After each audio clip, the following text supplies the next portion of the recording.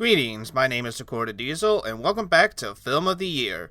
As we continue the latter half of the 1890s, as promised, we're going to continue our discussion about movie projectors by taking a look at the American market now. Real quick, you don't really need to watch the previous episode to fully understand this video, but if you want some context, as there's a possibility that some of the stuff from the previous episode will be mentioned in here, then feel free to watch that episode anytime you want. Anyway, we're going to start the video by taking a look at the Edison company and what has been going on after their kinetoscope machines became a success. Well, it certainly cannot be overestimated just how much of an impact these machines had in not only America, but across the world. These kinetoscope machines would be seen and placed in just about every building in the US, from penny arcades to hotel lobbies, to a couple of kinetoscope parlors being made across the major cities. The kinetoscope was the hottest machine for the time being. So much so that two different groups of people would make companies center around the kinetoscope, with American businessmen Norman C. Raff and Frank R. Gammon established the Kinetoscope Company around August of 1894, with the goal to sell the machine across America and Canada, while another group of men, Gray Latham, Otway Latham, Enoch J. Rector, and the once elected president's son, Samuel Tilton Jr., would establish the Kinetoscope Exhibition Company sometime in 1894. We will talk about this company some more in a later video, but essentially, this company's goal was to market both the kinetoscope machines and films. By the first year, sales of the kinetoscope were huge for Edison and his company, but by the second year around 1895, sales of the kinetoscope would plummet down to about $4,000 at this point, which was about a 95% loss compared to 1894. The reason for that, as you guessed, was the slow rise of movie projectors. Even with the new parlors being made, the kinetoscopes were quickly starting to lose its popularity due to the fact that the people had to wait in line to see the latest movie, and the people behind these films and machines knew that there was a much better way to market these movies. Edison could no longer ignore the changes that were happening in the movie industry, but it wasn't just the rapid decline of the kinetoscopes that was hurting the company. With the high demand for movie projectors, certain groups like the Latham brothers made it their goal to not only make a movie projector, but to make one that could take and handle longer film reels than what the kinetoscope and the kinetograph can take. With the help of the brothers' father, Whitfield Latham, the family would also hire a former employee to Thomas Edison, a French inventor named Eugene Loss, to help create their latest film projector, known at first as the Pantopicon. This film projector is widely considered to be the first widescreen film format, with an aspect ratio of 1.85 to 1, while the film gauge would be about 51 millimeters. To solve the issue on making sure the projector and camera would make and run longer films, Eugene would create two more film loops, one on each side, to where they wouldn't have to worry about the strips tearing themselves apart while running. Thus, they can now make a film much longer than what both the kinetoscope and even the Lumiere brothers cinematograph could capture for the time. To make sure that the team's new movie projector was on the same level of the kinetoscope, the Latham family would gain another help from another Edison employer, William K. L. Dixon. Likely feeling unappreciated from Edison and his team, as well as wanting to jump at the chance for a film projector as early as possible, Dixon agreed to help the Latham family when working on their Pantopicon projector, as well as the new movie camera the family created, naming it the Lamana camera. Named after the new filming company the Latham family established, Dixon would join both Otway and Loss in testing out their camera around February of 1895, and it was met with a nice success. The team was able to make a film camera that could take longer and larger film rolls, making it possible for the crew to shoot longer films than what the kinetoscope offered. And with that, all that was left for the family to do was to make the projector, which Dixon felt he could continue helping the family in secret while working with Edison. However, newly made general manager and vice president of the Edison Manufacturing Company, William E. Gilmore, would eventually be suspicious of Dixon's partnership with the Lathams, and when he brought this to Edison's attention, they called Dixon over to confront him about this, to which Dixon gave Edison a choice to choose between himself or Gilmore. With the tension already present between both Dixon and Edison, this resulted in Dixon leaving not only the Edison Company, but also West Orange around the beginning of April of 1895. Around the same month Dixon left the company, the Labana team excitedly brought in a journalist to show out their latest projection, and it was met with great interest. After the family shot their first film on May 4th, which, again, we'll get into that film in a future video, the Lethem family would finally give their first public showing of their new projection on May 20th, 1895, inside a small town at 156 Broadway in New York, where again, despite some of the drawback critics had with the projection, it was still met with a warm success. To say that Edison was not happy with this new projection would be an understatement. Now with Dixon out of the company, Edison and his team would have to make a film projector of their own if they wished to stay in the filming business, which luckily for them, a breakthrough would come in the form of another partnership gone wrong. Enter American inventors Charles Francis Jenkins and Thomas Armat. We'll start with Charles Jenkins. Born on August 22, 1867, Charles would mostly grow up in Richmond, Indiana, before later around 1890 he would move to Washington, D.C. and stay there for the rest of his life. From there, Charles began experimenting with motion pictures as early as 1891, where he would later have a goal of making his own motion camera and projector. Charles would attend what was then called the Bliss Electrical Private School to what is now known today as the Montgomery College, where he would meet the other American inventor Thomas Armat. Born on October 25, 1866, Thomas would study at the Mechanics Institution in Richmond, Virginia, before he too would move to D.C. around 1894 and enrolled in the same Bliss Electrical Private School that Charles was at. When Charles brought up the idea of making a film projector, the two decided to team up, and on December 12, 1894, Charles would file a kinetograph-like camera-sized projector, which would later be known as the Kinetoscope. The Kinetoscope would later be a film projector, where Jenkins' initial design was to have multiple rotating lenses sticking up to a 3-inch wide film that would move continuously. But when Jenkins and Thomas started working together, they quickly abandoned this idea, and instead tried a mutilated gear mechanism on the projector. But when the two men ran a test with this mechanic, the machine was quickly damaged by the stress involved. With this, Thomas went back to the drawing board and decided that an energetic gear would work much better for a machine like the Kinetoscope. This would result in a movement known as the beater movement.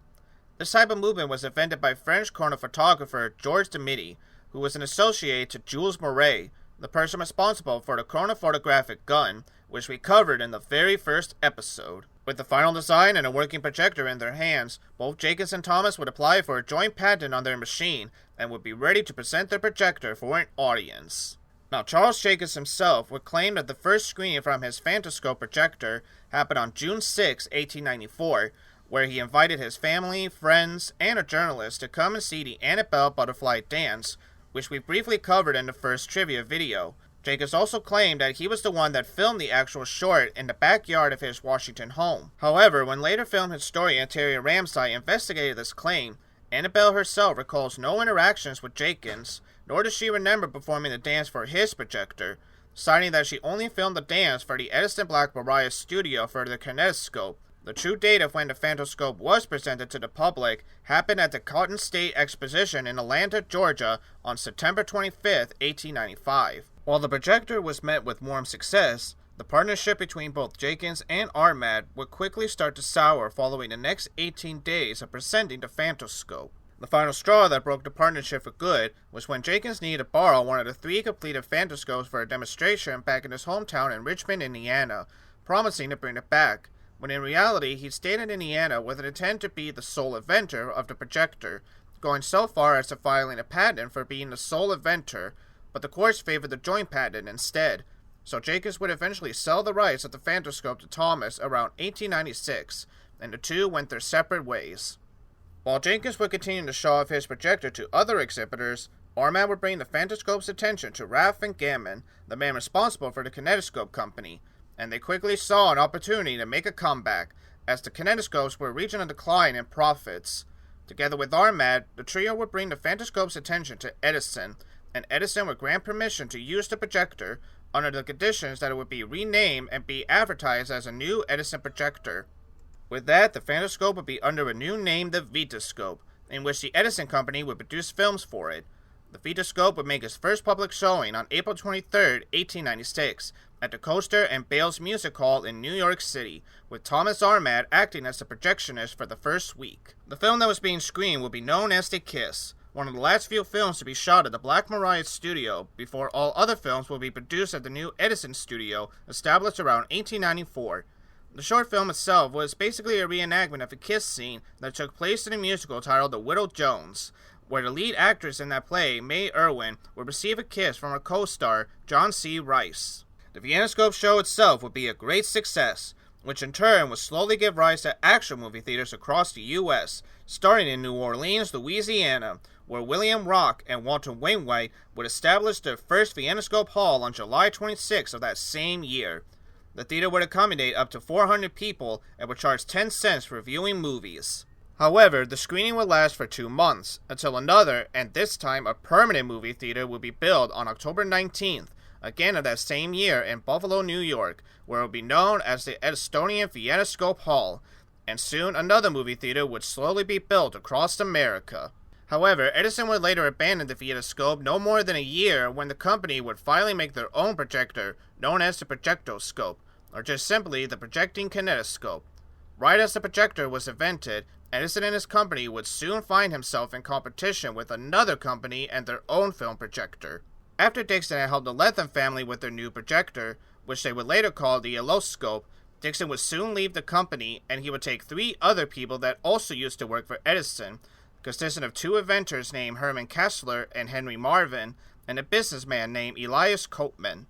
Together, they would form a new company that was known at the time as the American Monoscope Company, stationed at New Jersey on December 30th, 1895. Before the company was established, and before the team began to rival Edison in the projection business, they first wanted to create their own peep show device that would also rival and perform better than the Kinetoscope.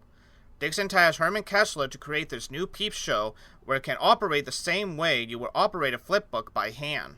Kessler would design the peep viewer machine with black and white, silver-based photographic prints on tough, flexible, opaque cards, quite similar to how a Rolex would work.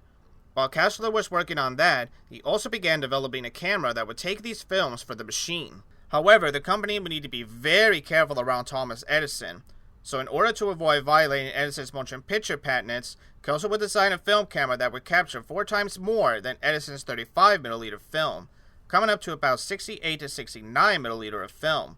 And instead of intermittent movement by sprockets, Kessler's film camera would use continuous movement friction rollers that would make the sprocket holes on each side as the film would be exposed.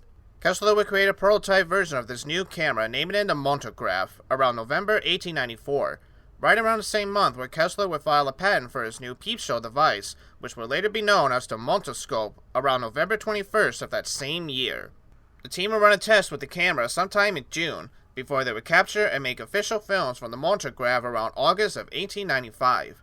To help manufacture the machines, Kessler and Marvin would establish the Marvin and Kessler Corporation in Canastota, New York, and just like that, the Monoscope would be commercialized around 1896, with Empire State Express being the first film for the machine. When the Monoscopes were first released, they quickly put the Monoscope Company on the map as one of the popular film studios for a long while.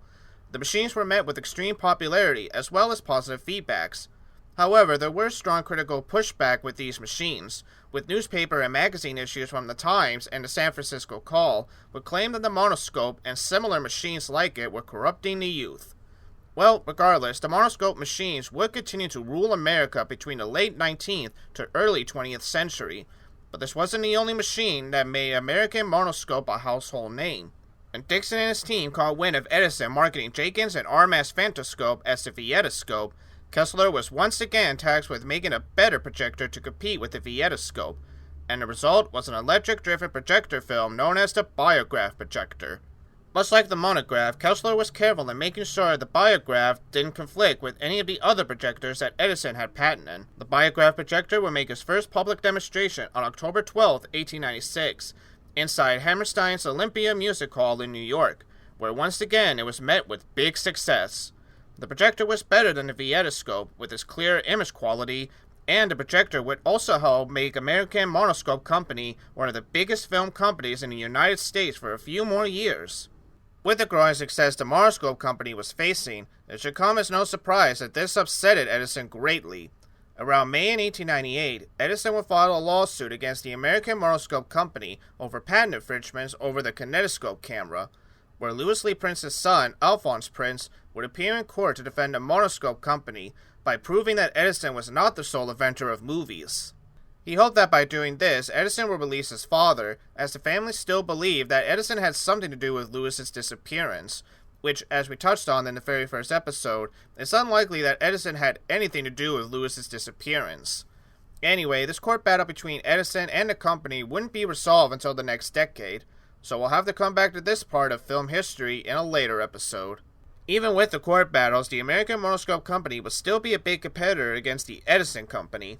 It wasn't just the monoscope and the biograph projector that made them famous, but some of the films have also gained the company some notoriety, with shorts like the Rip Van Winkle series, based on a short story of the same name, as well as another short film titled The Hoverstrawn Tunnel, which was the start of an early film genre known as Phantom Ride, which, think of it as today's equivalent of someone filming their model train layout by placing a camera on their model train and driving around the layout. Although, some have argued that the Lumiere brothers' own Phantom Ride short, Leaving Jerusalem by Railway, might have been the first real film to introduce the genre. Well, regardless, the point is that the American monoscope would be here to stay and would most definitely play a larger role in the movie industry as the years would go on, so expect this company to come up again in the near future. As for the people that helped create the Monoscope Company, people like Kessler and Marvin would also play a key role in the film industry, so we will hear from them again, if only briefly. While others like William K.L. Dixon himself, while Dixon would stay with the company for the next decade and help operate the British version of the Monoscope Company, his later works would not reach the same successful impact as the previous works. While we will touch on Dixon again briefly, we might not have another full episode dedicated to him. As for the Lethem family responsible for the Edelo projector, while the projector was a hit, it wouldn't be much long for the family to abandon motion pictures around 1898 due to the constant arguing as well as the legal and technical problems the family was facing. So as such, this will be the only episode featuring the family, though we might hear from them again if only for a brief moment. But as for Enoch Rector, the man that formed the Kinetoscope Exhibition Company, would actually play another major role in the film industry as well, so we will also be hearing from him again in the near future. And as for Thomas Edison and his company, outside of the lawsuit being battled out with the American Monoscope Company, they too would also play a big role in the industry, so we will also be hearing from them again in the future as well. And that will do it for today's Film of the Year episode. If you have enjoyed today's subject, make sure you hit that like button and also subscribe for more episodes and new topics coming real soon. If you got any movies or shows for me to review, list them in the comments below. And if you like Let's Play videos, then also check out my gaming channel, which the link to that, along with mine and Barney's co-op channel Review Bros, will also be listed in the description below. This has been Sakura Diesel saying thank you so much for watching, and I'll see you in the next episode. Take care.